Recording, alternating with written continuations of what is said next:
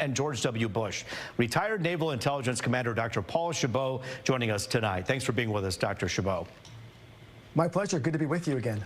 Good to be with you. Let's talk for a moment about what we're looking at. Let's just kind of begin this part of our conversation where we left off with China. This is a tenuous meeting that's coming up with the U.S. as President Trump meets with the leader of China. Talk for a moment about the dynamics in play, specifically the interest that China has, obviously, in doing business with Iran. Yeah, China's an ally of Iran. That's no big secret. Today, the U.S. added sanctions to companies in China that do business with Iran for oil. And so these were not direct sanctions on the government within China, but they are about 9 companies within China and a number also in the United Arab Emirates. So the United States is signaling very clearly before the meeting coming up later this week with Trump and China leadership. And right now, I feel as if China is watching this, and they're seeing Americans struggle a little bit. They're seeing the higher gas prices, the failure to reach a negotiation, and they potentially try to get some momentum out of a discussion or negotiation with Trump this week. It's an interesting time for the meeting because, as you say, it seems like China kind of has an upper hand given all that you just spoke of.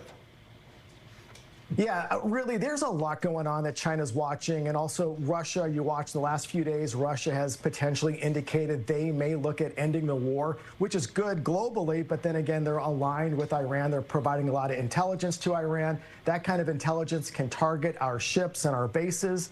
But there are 2 sort of big items that came about the last 24 hours. One with the Strait of Hormuz is that Iran now is deploying submarines in the Strait of Hormuz. That shows that they still have a Navy capable of mining or attacking ships. Now, their subs are old, nowhere near the capability. We have destroyers, which have phenomenal anti-submarine capacity.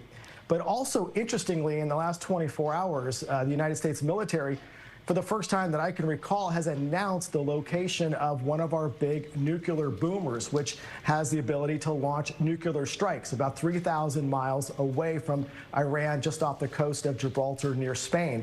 So we are signaling strong to the world, not just to Iran, but also to China, about our military capabilities. Well, it's interesting because you have, 2 countries flexing their muscles in front of the entire world and showing off their wares, what they have, what they could do. But it's pretty clear to the world right now that the U.S.'s military is clearly a dominant force and Iran's military is not. So what's the long game for Iran to do those kinds of tests and to kind of show off? Yeah, I think Iran right now feels like they have the upper hand. Even though they're suffering economically about $450 million a day in lost oil production, they are putting a fear into a lot of their Arab nations. Just to give you an example, right across the Strait of Hormuz is United Arab Emirates, and this is where Iran has targeted with drones and missiles in the last few days, and they are specifically targeting an oil shipment area in the United Arab Emirates. Why that is critical is because there's a potential to bypass the Strait of Hormuz for oil distribution with a land pipeline which is already in place. It can only transport about 17% of the oil in that region, so nowhere near the capacity for the full Strait of Hormuz. But Iran is very tactical, and they are putting Saudi Arabia, Kuwait, United Arab Emirates on notice that they can attack, and they can attack their oil infrastructure as well. Talk about the infrastructure of the power structure there in Iran. Many people who aren't following this every day may wonder who's in charge in Iran. Yeah, and I think we are raising those questions as well. Look, they have a very strong military apparatus, but they have an Ayatollah. Their Ayatollah is the supreme leader. He controls the military. And then they have a president. The president runs the administrative day-to-day operations.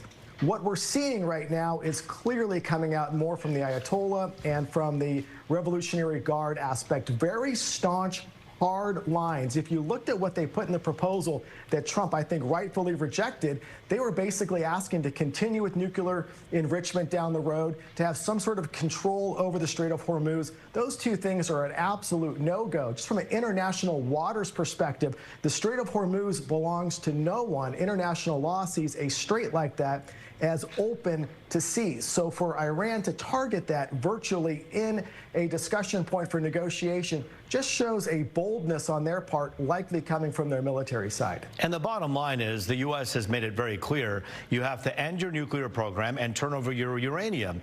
And both points out of that plan that was sent back to the president, that wasn't in there. In fact, there was a complete rejection of that, it seems. Well, even more so, they asked for U.S. forces basically to withdraw from the Gulf. We have a number of bases throughout the Gulf, not just in Kuwait. We have our Fifth Fleet headquarters there in Bahrain, very strong presence, and many of those countries want us there to help stabilize the region.